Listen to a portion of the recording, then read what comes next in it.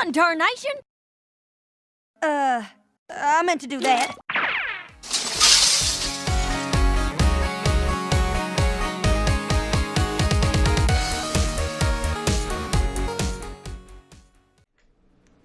Howdy folks, this is Applegeek, and once again, I am way behind on things.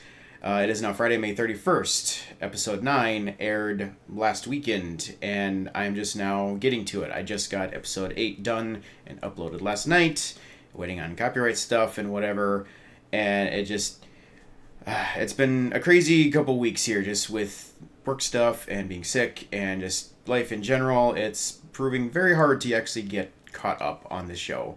I do apologize for that, but anyway, I'm finally here watching this, and yeah, the next few weekends I got stuff going on too, so all I can say at this point is I will get these done eventually, as soon as I can. Maybe by the end of the mid-season hiatus, I'll actually be caught up. We'll just have to see.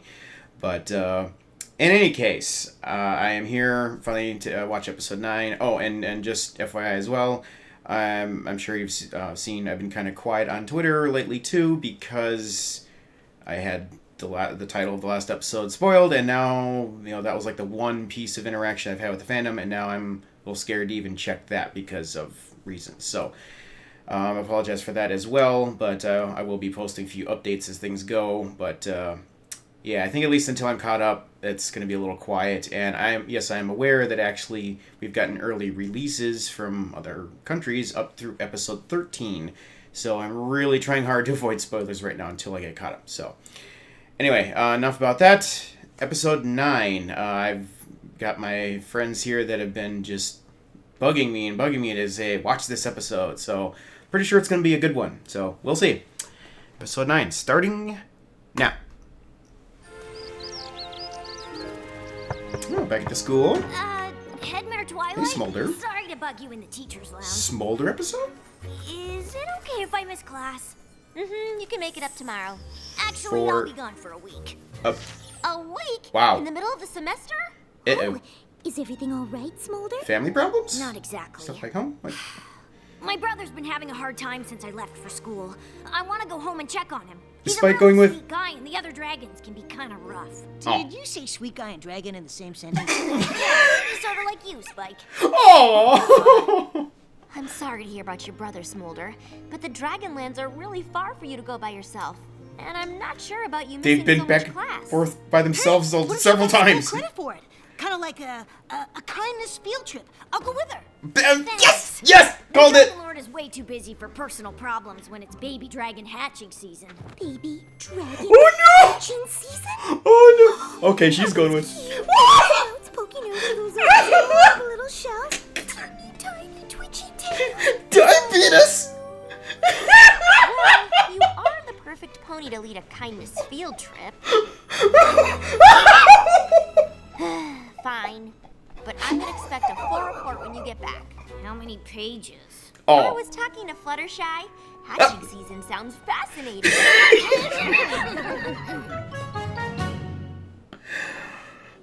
Oh, the diabetes just went over 9,000. Wow. Still dealing with this pesky cough too, sorry.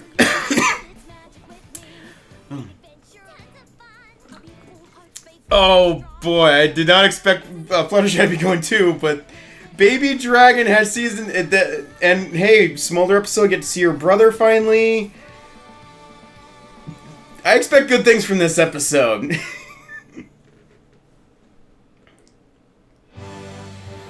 Okay, What's I'm the leaning title? into what cheers me up when I'm down, so if your brother's like me, he's gonna love it. What should we do first? Sweet Smile and song, smoky. sharing circle, or friendship bracelet weaving? I'm not sure those are the kind of things my brother's gonna be into. Yeah, no. Well, what would make your brother happy? Just having Spike and me accept him for who he is will make a huge difference. Dragons who appreciate his more sensitive side. What? Show tunes. Yeah, no, but good try. Nice jazz claws. Oh, that's an interesting smell. Ooh. The stink of sulfur. I was gonna say that I love the smell of sulfur in the morning. It's good to be home. I can't wait to meet your brother, Smolder. We're gonna be best buddies. I just know it. What He kind of a usually hangs out near here. What kind of character is he gonna be? I'm thinking not your typical dragon for some reason. Take a peek at the cute little baby eggs. No problem. What is- I'll stay here and finish this comfort blanket. It'll be like a hug every time Smolder's brother wraps it around himself. Oh no. I'm sure he'll love it, Spike. Yeah, we'll see about that. Oh, she's going looking for the eggs. Oh my goodness! Oh no. Aww. Good morning, little one. I've come a long way to meet you. Did you know there's a whole wide world out here waiting to say I think Fluttershy has bitten off more than she could chew here. Can't answer you. It's an egg. Oh, hi, Ember. Lord Ember, how nice to see you. Nice to see you too. Which one are you again? The party one? Apple Dash. I just have the country one. The one who loves creatures. Aw. All these yours? What? No, none of them are. Watching over Wow. eggs is just part of the glamorous life of a dragon lord. I think it sounds wonderful. Yeah? Then maybe you can help. I'd love to. You didn't even have to ask. I don't know.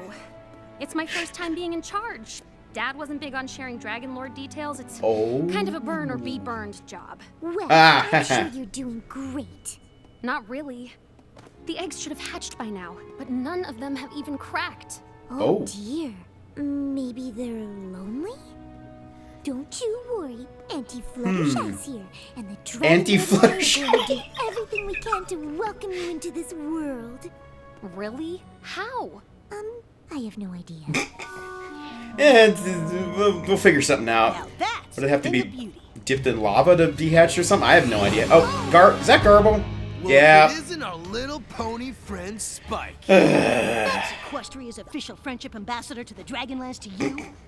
And I'm not little. I had the mold. See? Oh, Oh, Runt's boy. got wings. Here we go. I'm so impressed. What's that supposed to be? Nothing. Looks like a baby blanket to me. It's not a baby blanket. It's a comfort blanket. Aw, did your pony Close pals enough. make it for you with friendship and gumdrops? Aw. No, I made it. And by the way, knitting is a lot harder than it looks. Check out the baby blanket, guys. It's a Are they gonna be knitting by the end of this episode?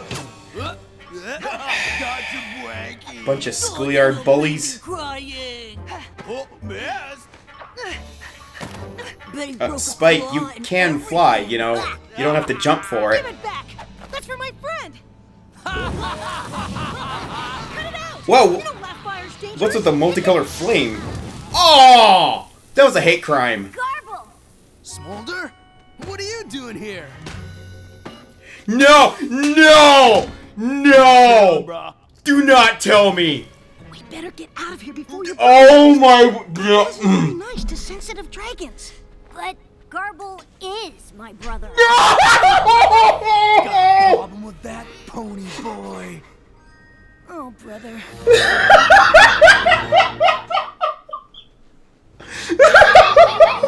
I've missed you, bro. I did not see this coming!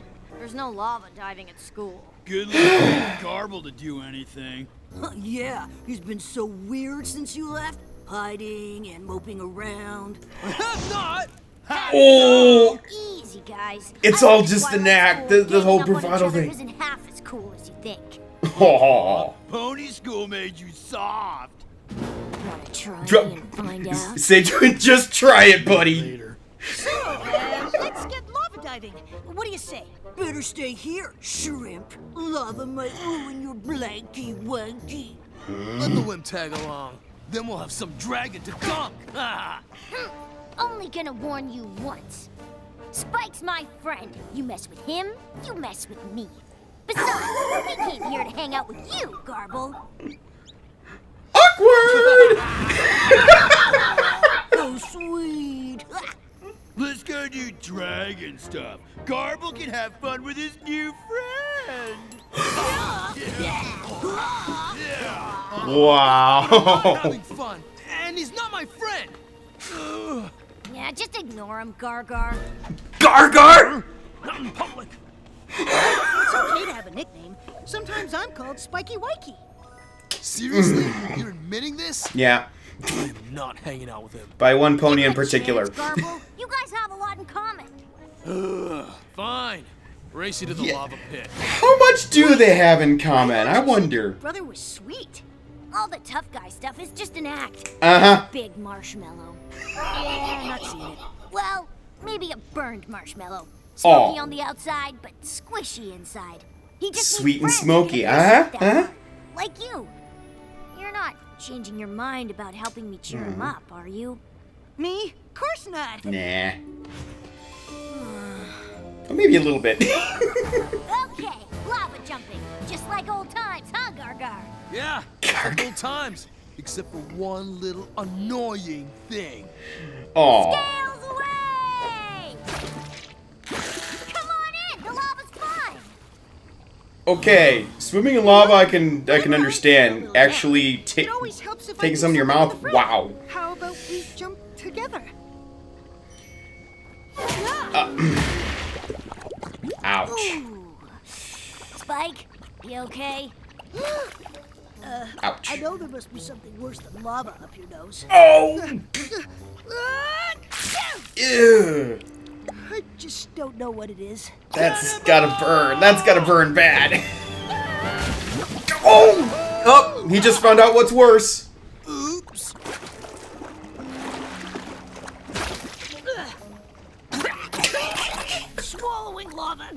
Swallowing lava is definitely worse. Yep. My bad. Okay, what are we gonna have to do to get past this tough guy act here? They all lived happily ever after. Time to come out. And what's going on with the eggs? Woo. I'm still going with they need to be dipped in lava or something. Maybe you'd like a song? I think you might be encouraging Aw. them to stay home. Dragons aren't much for touchy-feely stuff. Yeah, I'm sorry. maybe more than you'd care to admit. Why are Ooh, the eggs shaking? Are they finally hatching? are they cold? They've been doing that for days. I'm sure it means something. but They're it's cold. Probably not good. They need lava. That's my story and I'm sticking to it until I'm proven wrong. Guaranteed to brighten any creature's spirits. Aw. Better already. I Oh! don't know about you. Pinky just but felt a change of scenery disturbance in the always force turns my there. frown upside down.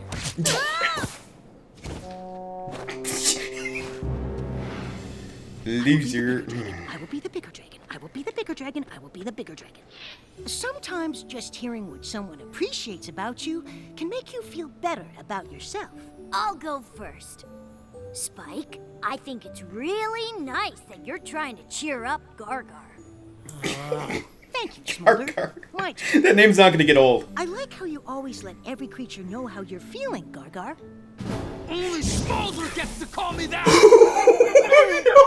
Thank you for speaking your truth. More fresh lava coming. Gonna have to find what really like motivates that guy. Okay, here comes the lava. Okay, new activity. Who wants to make vision boards? Hey, Garble! Vision really?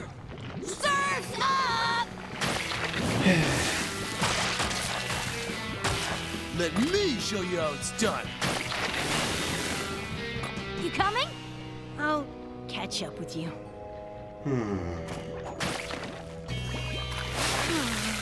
Too bad Ocellus isn't here to check out some rocks. Hey, Fluttershy.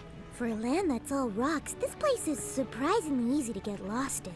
How are the baby dragons doing? Because every rock looks the Eggs same. won't hatch. They just keep shaking. I'm starting to think the dragons are too scared to come out. I was hoping you could help, if you're not too busy cheering up Smolder's brother. Yeah, I need a break from that. Smolder's brother is Garble. The only thing that cheers him up is to make me miserable. Hey, Spike. Wanna play lava ball? Excuse me. Oh but no! that's not a very nice game. I nearly got you. I'm leave my friend alone, please. Fluttershy's in mother mode On here. his way to cheer up Garble, which was a very kind thing to do. Aw, do you need cheering up? Oh. What's wrong, Garble? Did some dragon... Oh no, he's losing his street cred. No, I don't know what she's talking about. Spike's the one who's gonna cry. Hey! Are we lava surfing or what? Oh, yeah. Let's go hang with a real dragon, not a pony wannabe. See? It's no use. Why don't I see what I can do about the eggs? And you cheer up Garble. At least he listens to you. Oh. Just you wait, Garble. You're dealing with Fluttershy now. And she's packing a whole lifetime of kindness. Oh, it is on. Coochie, coochie coo. Coochie, coochie coo. And Fluttershy is in rare form in this episode. I said coochie. What are you doing? Not helping. Spike! Hi, Ember. Aww. Be doing whatever it is you do at Twilight School?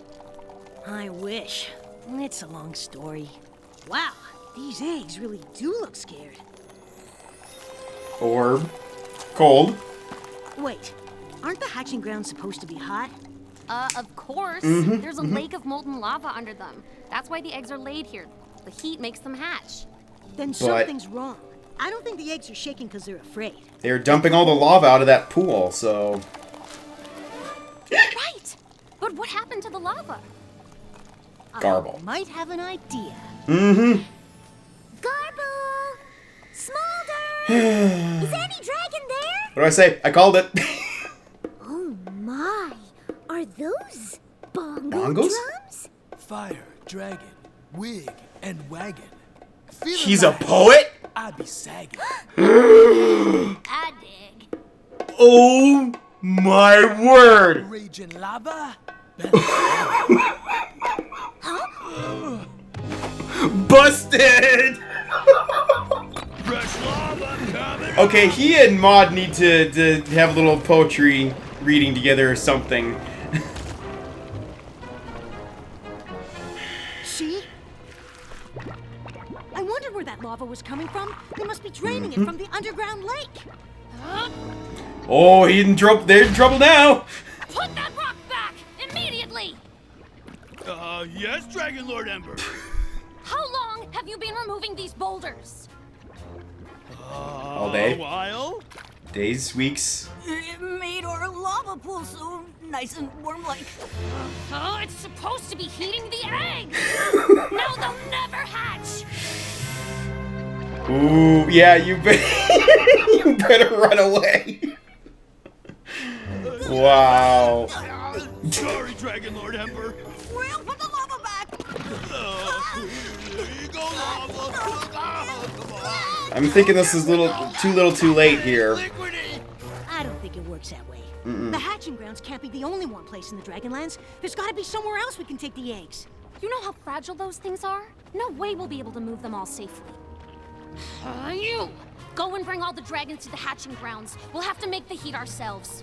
Oh. What do you think you're doing sneaking Flame around on. here, pony? Sneaking? It looks to me like the only one sneaking around is you. You tell me you were a poet. I'm not. Liar. Words, rhythm, sometimes rhyme, weird punctuation. Sure sounds like poetry to me. It's okay, Garble. Where did that come I from? don't think you're soft for being a poet. And neither would any dragon who was your real friend. Aww. Okay, fine. But I'm not a flowery, namby-pamby poet. I'm a beat Just- poet. Dig. I totally feel you. Okay. And you better not tell my friends about it. But why? If I was a poet, I'd want to share my creations with every pony. I'm the only one Garble Yes. will perform for. He hasn't written any poetry since I left. Too scared to take a That's why chance. He's been so sad.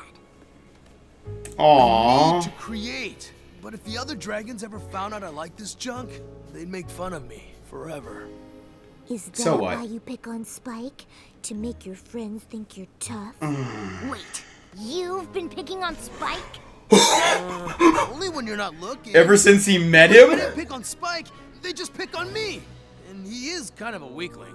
I'll have you know Spike is stronger than you are any day. Yeah, right. That little cupcake-making, blanket-cuddling pony dragon? Give me a break. First of all, there's nothing wrong with being a pony. Second, Spike isn't afraid to be who he is, no matter what Yes! you or Yes! any creature thinks. That's real strength. Not Yes! like some dragons I know. For a pony without a horn, she sure got a point. I'm looking all over for you guys. We need your help. That was a great line. This is gonna start something, isn't it? I think I see where this is going. I'll talk later. I've ordered every dragon toy. Remember, guys, but they over still won't easy, hatch. not well I don't know done. what else we can try? We can't give up. There's got to be something we can do. How about we wrap the eggs in a bunch of baby blankets? No, that's not a bad idea. We can knit them up real quick, like. Hey, watch it! That Lapfire could burn some ponies. Okay, Spike, time to show your strength here. Burn. Good idea, Spiky Wikey. Hey! Only Rarity gets to call him that. Come, burst into that light. Break through shells that bind. Okay, what? Break free. Explore. Stuck between rocks and No dabbing! place. How is this? Oh, just... Okay. Friendly fire. Freedom, come. Don't be shy. Look those others in the eye.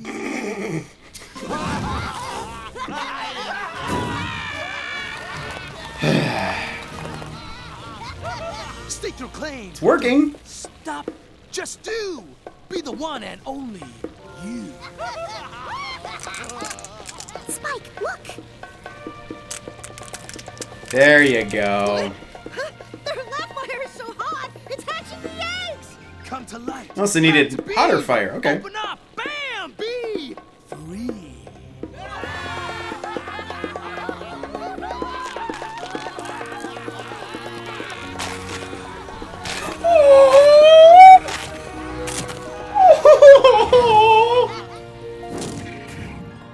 You did it, Garble! You performed in front of other dragons!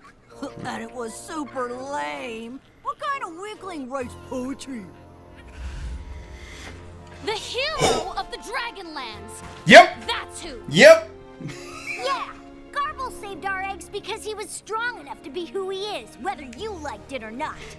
I grew up thinking it was okay to make fun of differences, but my friends have taught me to celebrate them. Yes.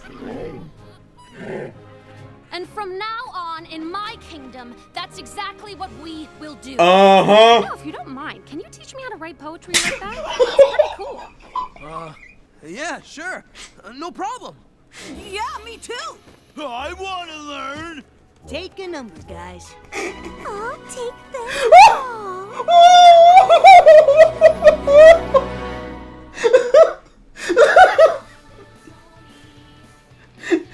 Yeah, I think I'm close to needing a defibrillator.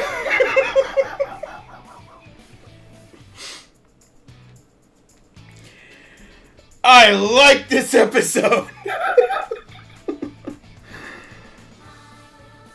Oh boy. Yeah, I've definitely got some thoughts on how this is going to tie into the bigger picture for the story of the season, but I need some time to rewatch and process this, so stay tuned, guys. I will be back shortly. Okay, so this episode went all kinds of places. Very interesting places. Let's start with the most glaring revelation. Garble is Smolder's brother. I did not see that coming at all.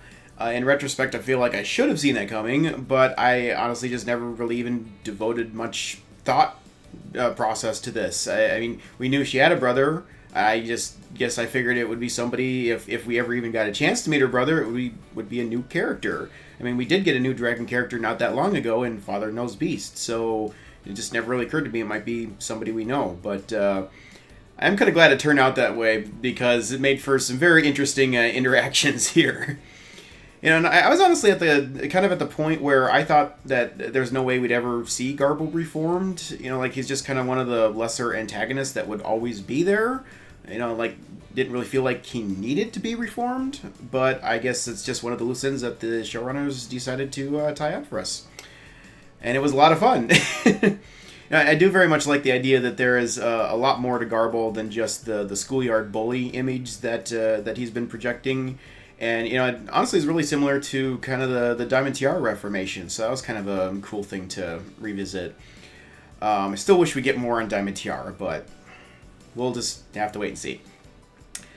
And Garble's hidden talent actually does kind of make sense when you think about it. You know, if you recall, back in the episode Uprooted, I had noted that Smolder, to my surprise, was actually rather talented in the way that she quickly carved out that tribute sculpture of the Tree of Harmony from a big chunk of rock. I just had never really expected, that much artistry out of a dragon. Not that I didn't think they were capable of it. It's just not something that's been visible in their culture that we've seen to date. So that was really cool to see. And now that we saw her brother has this, beat poetry thing, I think it's safe to say that artistic expression runs in the family. I honestly get the feeling that the dragon species as a whole are actually a lot more creative and artistic than maybe they would care to admit. You know, for whatever reason, their culture has evolved in such a way that everyone just feels like they have to put on this, tough guy image in order to be considered acceptable in social settings. You know, like dragons are tough and we're better than everyone else, that type of thing. And, anything cutesy or any kind of emotional expression is just seen as like a sign of weakness and whatever. So it's generally not accepted.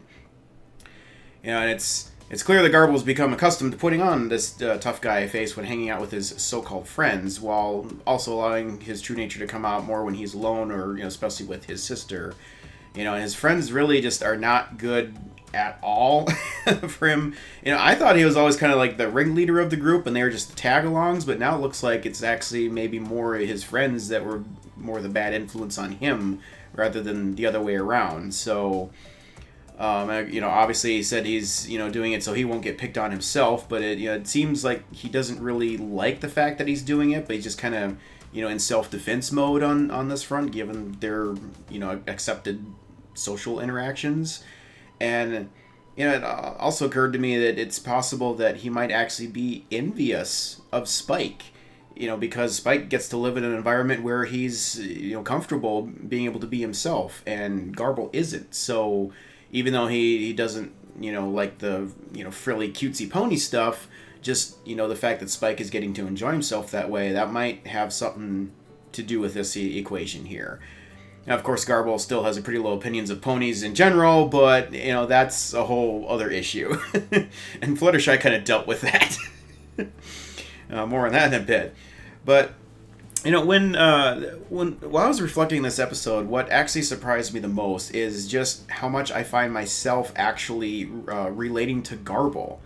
Yeah, I said it. I relate to Garble in this case. Never thought I'd utter those words.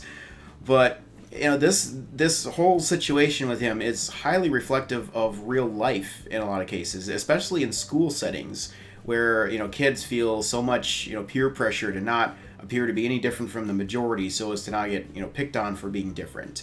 This is something I know all too well, as I did not relate well to most kids my age when I was in school. I'm not going to bore you with all the details, but I was just always different in a lot of ways, including my preferences for clothing, entertainment, and so on. And also my analytical thought processes allowed me to do very well academically in certain areas where many others struggled. And to really make matters worse, I found that for whatever reason, I often related more to adults than others my age, and this affected my interactions with the teachers in ways that made the other students think that I was a teacher's pet. I could go on, but you get the basic idea. I didn't fit in. I knew it. The others knew it, and they constantly reminded me of it. This is definitely not a fun feeling to have. However, trying to act a certain way just to fit in often does not really accomplish anything other than making you feel worse than you already do. You know, I remember certain scenarios in which I did things to try and fit in, and just none of it really ever panned out the way that I had hoped, leaving me even more disappointed than before. You know, one specific example, at one point I wanted a certain brand of jacket that, you know, was the latest trend. You know, almost everybody had one. And, you know, my parents finally relented, and I got one, and I was overjoyed because, like, finally, like, I get to have this like everybody else. And I showed up at school and discovered that nobody really even cared that I had one, because it was just the in thing that everyone was expected to have in the first place. You know, anything I did to try and fit in like that just actually made me less special and unique, because once you conform to the popular trends, you no longer stand out and you just basically get ignored.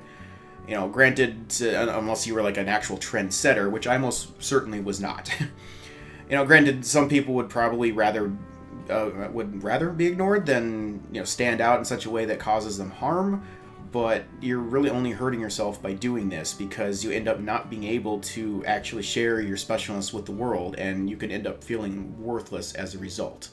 Believe me, I know, I've been there. On the flip side, it actually can be very difficult to come to terms with being different and standing out from the majority. And I should note that this problem may never fully go away for at least some people. You know, I struggled with this in grade school and all through, you know, through college, and even now to this very day, I still deal with feelings like this. I mean, obviously to a lesser extent at this point, but it's still something that kind of haunts me as I go through life.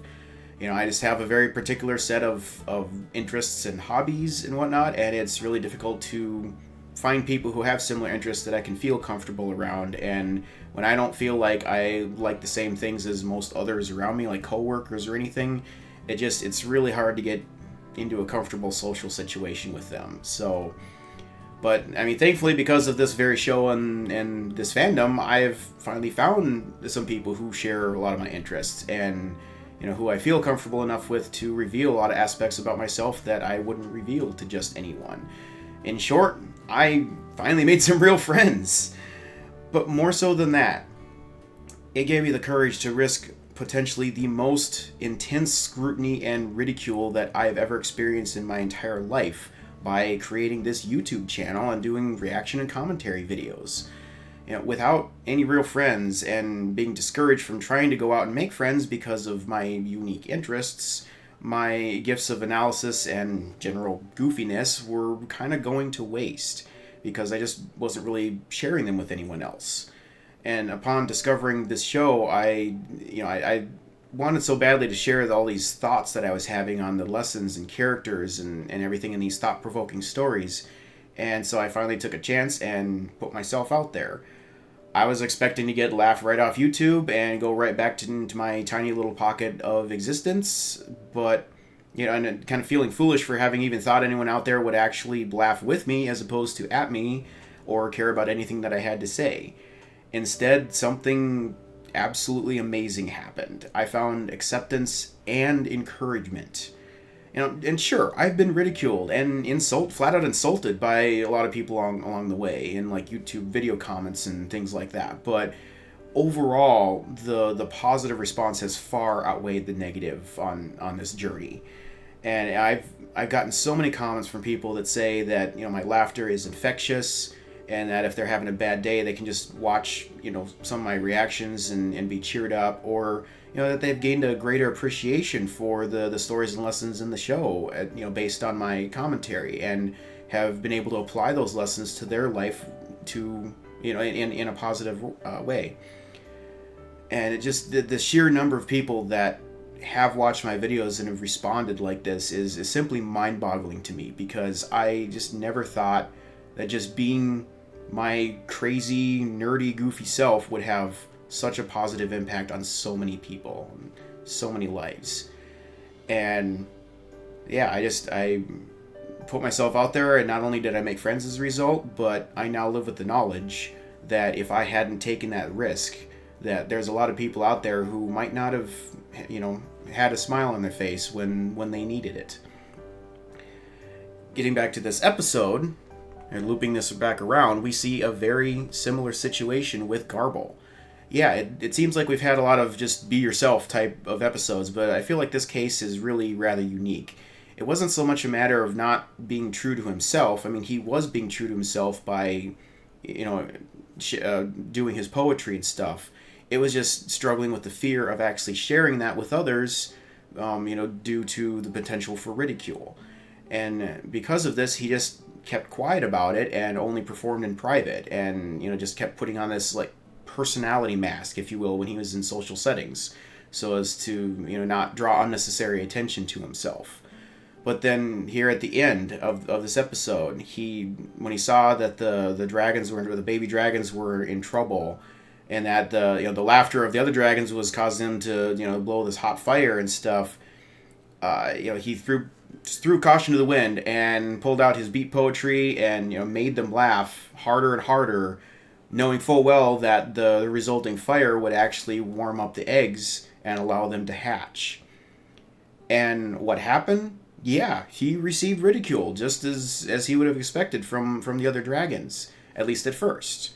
But he also got recognized for the value that he provided by sharing his talents, and the positive outcome of his actions far outweighed any amount of ridicule that he got.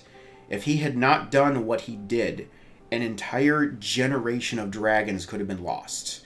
And the fact that he was so willing to risk his own reputation in order to save the babies, I think that speaks volumes about his true character. Especially when a lot of the other dragons didn't really seem to care at all, which is rather disturbing, honestly. It's like your whole next generation could have just died. I've said things like this before. I will say this again now. You can never possibly know just how much of an effect that you can have on other people around you in this world.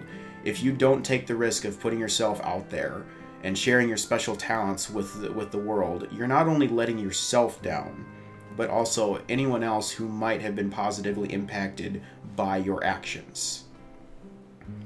This is something that I have reflected on many times, and this was a special moment for me, seeing myself in this, in Garble. And I just really hope a lot of you guys can see this and relate to this as well, and hopefully be encouraged by this to really push yourselves to go above and beyond.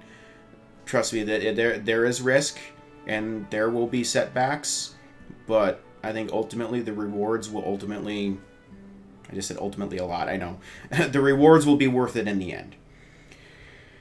Now, all that said, what's really cool about everything that just happened here, this whole kind of shift with the dragons at the end, I'm pretty certain that this is going to serve as a catalyst to spark a significant change in dragon culture. And I mentioned during the reaction that I think I see how this is going to tie into the overarching storyline this season. And thinking about how all the creature nations are most likely going to have to work together against a common foe at some point, namely Grogar, and dragon culture just seems so polar opposite of that of the ponies and others. I just really wasn't sure how that was going to work out. How are they going to be able to put aside their differences and find some common ground together?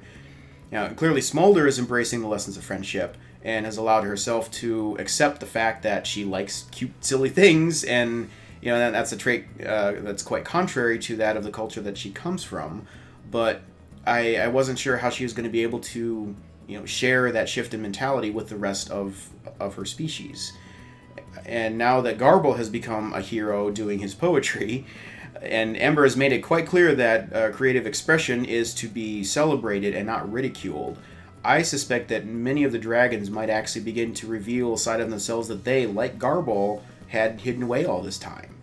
And just think, there is now a whole brand new generation of dragons that was just born that they will have a chance, maybe, to grow up in a society where a creative expression is encouraged where it never was before.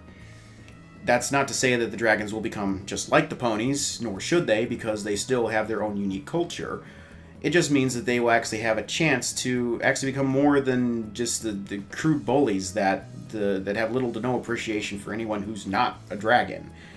Now, granted, I don't necessarily think that the entire dragon culture is just going to magically change overnight, but this, I feel like, is a really big step in the right direction. So I think it'll be interesting to see how that plays out as we head towards the big finale here.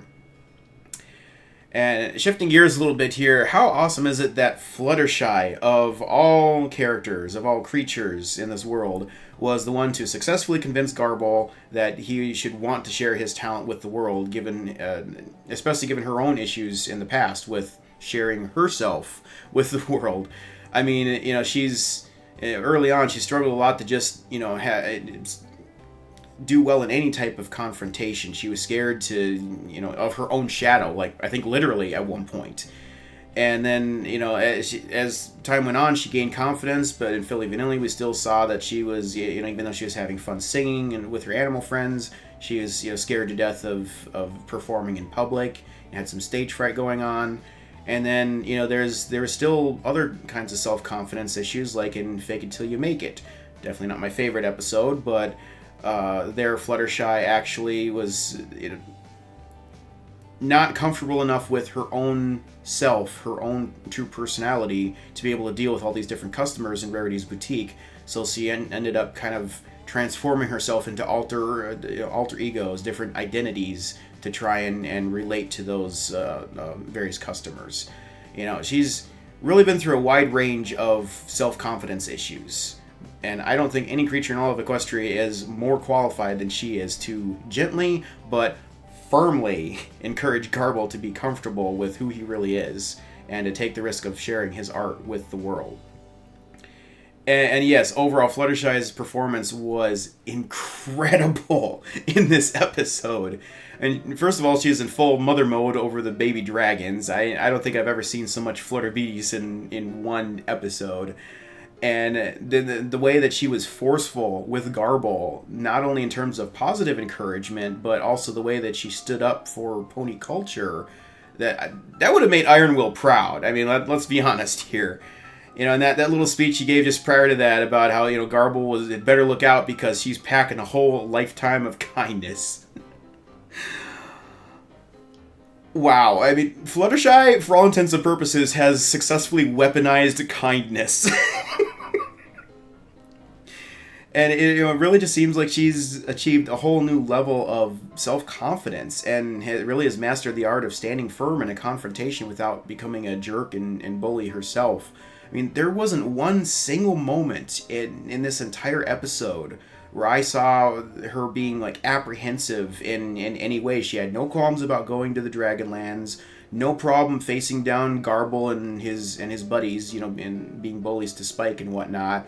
I mean, she just rocked this episode, no pun intended.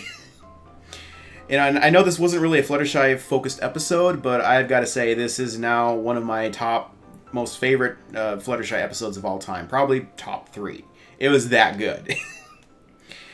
As for Spike, I have kind of some mixed feelings about him in this episode. You know, my initial impression upon first watch was that he kind of failed miserably in standing up for himself and just kind of took all the abuse from Garble while letting others like Fluttershy and Smolder, you know, basically try to, you know, stand up for him instead of himself. You know, even now I do still kind of feel like he should have done something, said something, even if just to tell the others, you know, you don't have to get involved, it's not worth it. You know, but after kind of thinking about it for a while, I think maybe the reason that Spike didn't bother confronting Garble on the bullying and stuff is because he didn't really feel the need to prove himself to Garble. I mean, as Fluttershy pointed out, Spike is actually a lot stronger than Garble because he's not afraid to be who he is, regardless of what others think of him. And quite frankly, Spike already proved his mettle by obtaining the Bloodstone Scepter from the volcano back in Gauntlet of Fire, of course, before he turned it over to Ember. You know, even though he's young and lacks physical strength, his strength of character vastly exceeds Garble's at this point. But on another front, I actually kind of find it humorous how Spike was able to actually help out in this story. I mean, he kind of failed with, you know, helping Garble try to get in touch with his feelings, but then went to help Ember. And, you know, I get that Ember didn't really get much, you know, training for this position of Dragon Lord, but she's lived in the Dragonlands her entire life, and yet she failed to notice that the dragon eggs were not getting the necessary level of heat that they needed to hatch. And then here comes along Spike, who has probably the least amount of exposure to the Dragonlands and dragon culture as a whole of pretty much any other dragon that we know. And in about 10 seconds flat, Rainbow Dash should be proud, he figures out that the hatchlings are cold due to a lack of underground heat. And Ember even said that she knew that they needed the heat. So I'm kind of surprised after all the time she'd spent around the eggs that she didn't realize this. But just to play the other side of this and give it a little bit of a benefit of the doubt here, seeing as how dragons can literally swim in molten lava and be just fine, obviously their sensitivity to heat levels is significantly different than other creatures, like drastically lower, so that maybe could explain how she missed it. It's just such a small change that maybe she just didn't really think about it or notice it at first. But in any case, Ember was awesome as always. I just love how she is trying to imitate Fluttershy's baby talk. She needs some work on that. And not to mention how she still gets all the ponies mixed up with each other.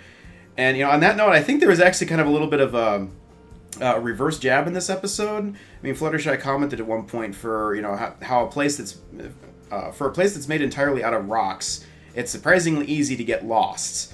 It seems to kind of suggest that she was saying, oh, all these rocks look the same. Just like for dragons, like all the ponies look the same.